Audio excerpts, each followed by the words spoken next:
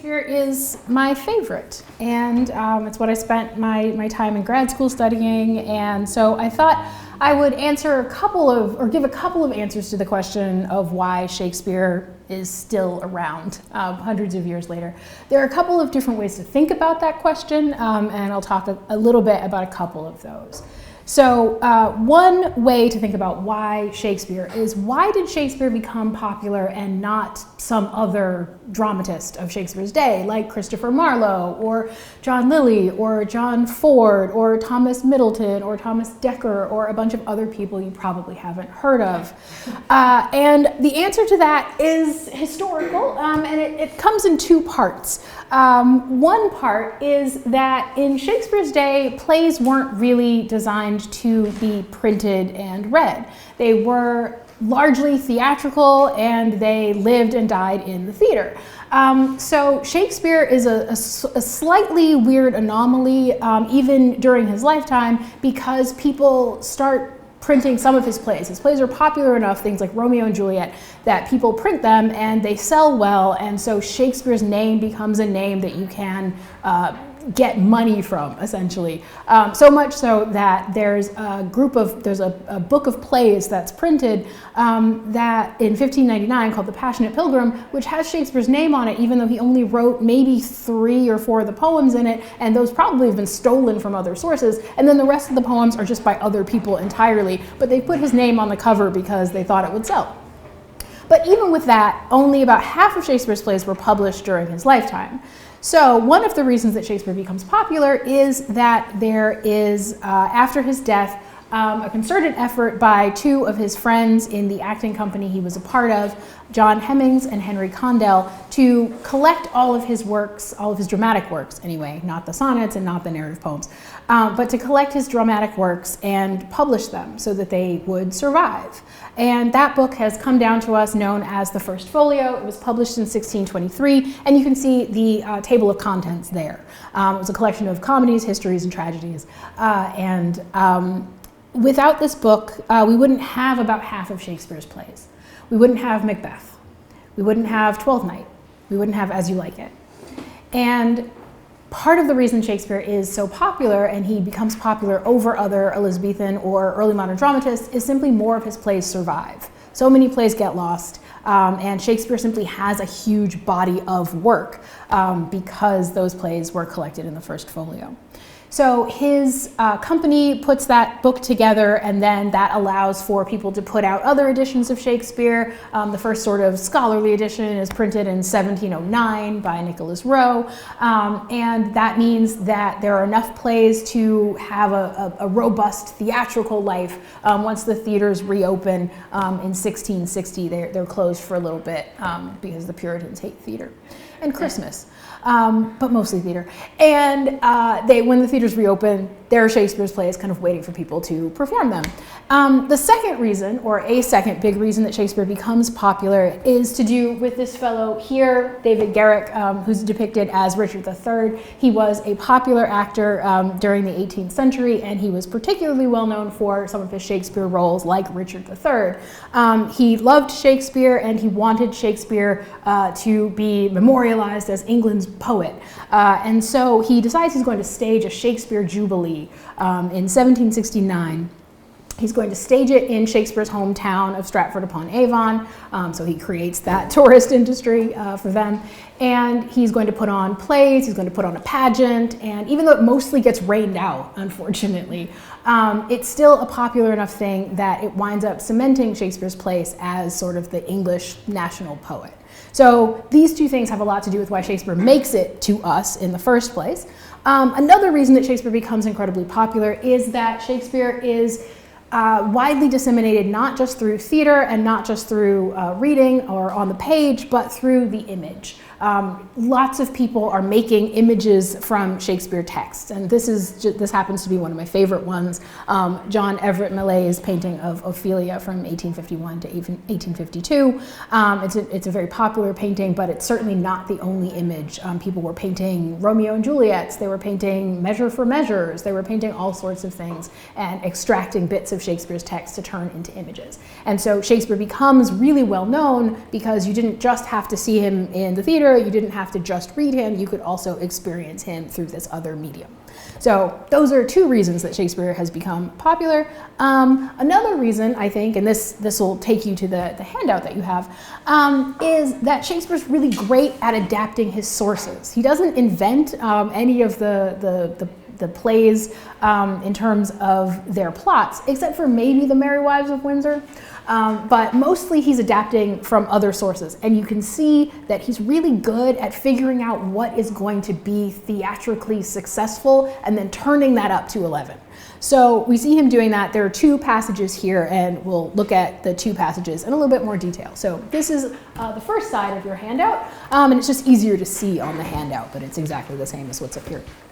So we were talking about those other dramatists nobody's ever heard of. One of them who was really famous in his day was Christopher Marlowe, and he wrote a play called Edward II, which is about the downfall of King Edward II. Shakespeare was clearly inspired by this play to write his own play about the downfall of a different king, Richard II. And we see that Shakespeare can hear what's happening in Marlowe's text and really steal it and use it for his own. So in Edward II, Edward II is lamenting his downfall.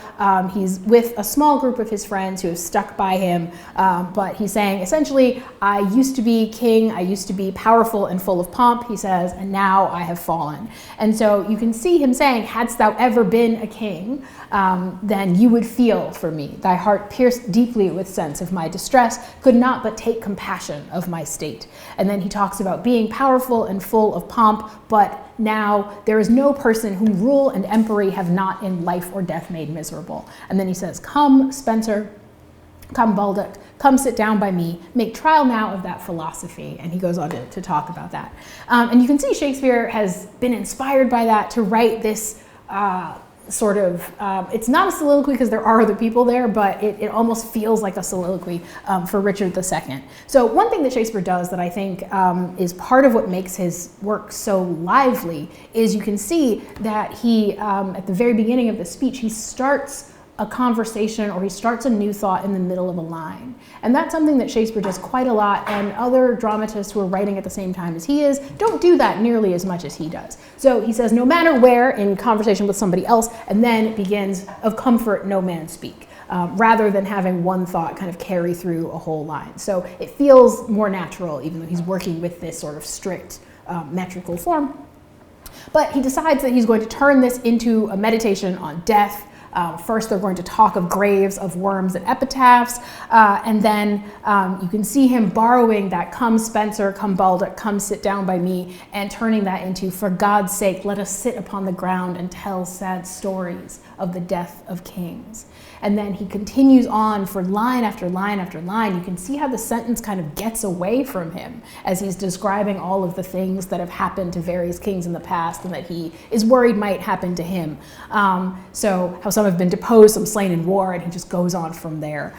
So he transforms what could be a sort of static moment of just sitting down or, you know, telling these other people to sit down and really using that and turning it into something else, where the king is literally and physically getting lower as he sits on the ground, and the speech ends with him saying, how can you say to me, I am a king? I'm not. And he ends with these, after all of this, you know, elaborate language about pomp and brass impregnable, solemn reverence, ceremonious duty, he ends with these very, very simple monosyllables. I live with bread like you, feel want, taste grief, need friends. So you can see Shakespeare just taking that source and really transforming it into something new. Same thing happens with this other source, which is the other side of your handout. So Shakespeare was very fond of a poet named Ovid, a Roman poet named Ovid, and he read Ovid in the original Latin, but also in this translation from the 16th century by Arthur Golding. And again, you can see him transforming, hearing something in his source material and transforming that into something else. Here, rather than making it more tragic, he amps up the comedy part. So you can see this is an excerpt from the story of Pyramus and Thisbe, two lovers who are separated by a wall and by their parents who hate each other, and they talk to each other through a crack in this wall. And Ovid and Golding, in his translation, both highlight the comedy of these two young people talking to this wall. "Oh, thou envious wall," they said, "why lett'st thou lovers thus?" And "let's" means to hinder. So why do you hinder? Why don't you let us embrace? Why don't you let us kiss each other? And then immediately changing their minds and saying, "Actually, we're indebted to you, wall, and yet thou shalt not find us churls. We think ourselves in debt for this same piece of courtesy." And then finally, the humor of these two at the end of the night not being able to kiss each other, and instead gave kisses sweet unto the parget on their side, the which did never meet. And parget is just plaster. So they're kissing the wall instead of kissing each other. And you can see, we won't spend a ton of time on this, but you can see Shakespeare transforming that into a play within a play in his play A Midsummer Night's Dream, where Bottom, an actor, plays Pyramus, and where Golding has "Oh, thou envious wall, why lett'st thou lovers thus?" He turns it into this abundant repetition. "O wall, O sweet, O lovely wall, that stands between her father's ground and mine. Thou wall, O sweet and lovely wall, show me thy chink to blink through with mine eye. Thanks, courteous wall, Jove shield thee well for this." And then the immediate flip to another mood. "But what see I? No Thisbe do I see. O wicked wall, through whom I see no bliss. Cursed be thy stones for thus deceiving me." And Flute doing the same thing, talking to this wall and saying, "I've often kissed you, O wall, full often hast thou heard my moans for parting my fair Pyramus and me. My cherry lips have often kissed thy stones with lime and hair knit up in thee." And then at the end, they try to kiss each other, but they are prevented by this wall. "Oh, kiss me through the hole of this vile wall," Bottom says as Pyramus, and Flute as Thisbe says, "I kiss the wall's hole, not your lips at all." So you can see Shakespeare hearing that and thinking, this is going to be funny, but I know how to make it funnier. And so I think one of the things that makes Shakespeare really extraordinary is that he's able to take these sources and transform them such that we don't even really think about other people anymore when we think about them. When we think about Pyramus and Thisbe, we're quite likely to think about Bottom and Flute rather than thinking about Ovid or thinking about Golding. We don't think very much about Edward II, poor Christopher Marlowe. When we think about Romeo and Juliet, we don't think about the Arthur Brooke poem that Shakespeare got that story from. We think about Shakespeare's Romeo and Juliet. So he really transforms those sources into something and almost displaces them in a way. So those are some thoughts about why Shakespeare is so popular, but here's mine.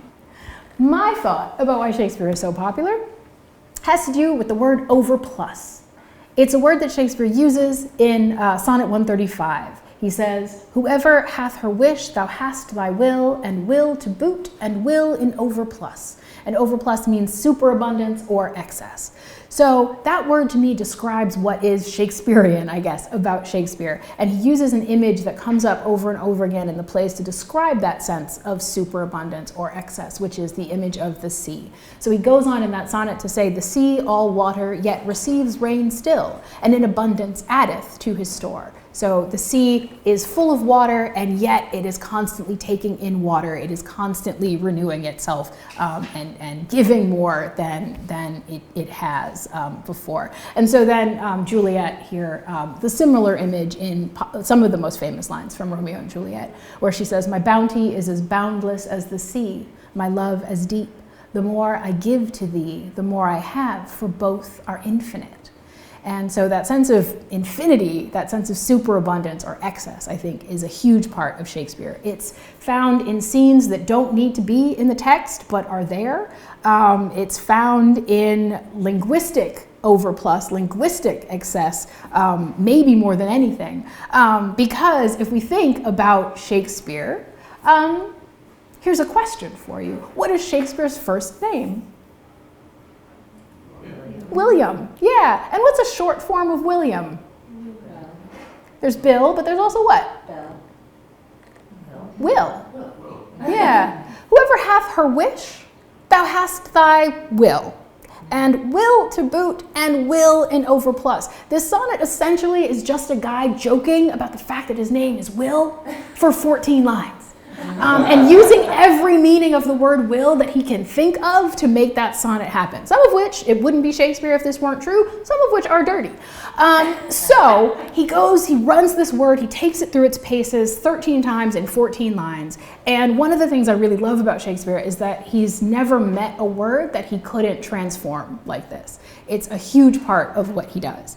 So this to me is Shakespearean, that sense of overplus. And then I've got an example here of one of my favorite moments that doesn't need to be in the text, and yet there it is, from Twelfth Night, where some characters are planning to trick another character. They're going to create an elaborate plot against him. And one character, Sir Andrew Aguecheek, wants to convince them that he understands the plot, even though he's not the brightest. And so he may not really understand what's going on, but he says, yes, I understand it. I have it in my nose too. And then the person who created the plot, Maria, leaves. Sir Toby says she's an excellent woman and she adores me. And then Sir Andrew says this wonderful line, I was adored once too.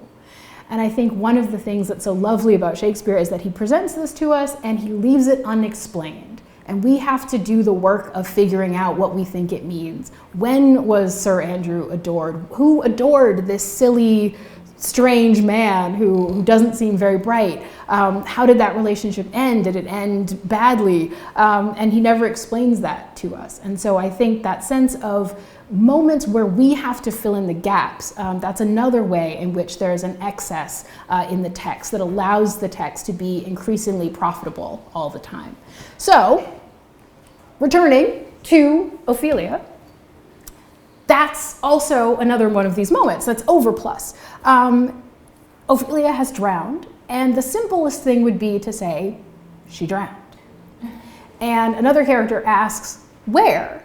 And in reply, we get this incredibly long speech about the brook and the willow tree and the flowers and all of these things. And I think part of what made Shakespeare so ripe for images is that there are these moments in the text that you can imagine someone taking and turning into visual art. You can see Millais where Shakespeare says that the stream is glassy. He talks about the glassy stream. You can see Millais trying to capture that sense of glassiness in his illustration of the water. You can see him where Shakespeare says her clothes spread wide and mermaid-like a while they bore her up, or talks about her garments heavy with their drink. You can see him trying to capture that in the way that he's depicting Ophelia's clothes here. And if you look very, very carefully in this corner where you see these plants there, those are taken directly from this text, where we have this abundance of plant imagery, crowflowers, nettles, daisies, and long purples. He's put the long purples right there in the image. So you can see that Shakespeare is giving people so much to draw on through this sense of excess, and that's ripe for illustration. And that illustration is also, or that overplus, excuse me, is also, I think, one of the reasons that Shakespeare is so endlessly adaptable to the stage. So, since we were talking about Richard II and we're talking about A Midsummer Night's Dream, here are just two illustrations out of thousands of illustrations of the various ways you could handle a Shakespeare play. Everything from kind of a stripped back production where you can even see the graining of the floorboards because it's just a blank, bare stage, to a fully colorful, elaborate set, where the crowd is sort of a part of the action and they're surrounding everybody, and you can see that Bottom and his actors are wearing sweatshirts that have rude mechanicals written on the back because they're so proud of the play that they're about to put on, and they're like Team Rude Mechanicals, and they're going to win this competition for this play. So there are a lot of things that you can do with Shakespeare, and I think that sense of overplus or abundance is a huge part of why I think Shakespeare has stuck around with us for so long.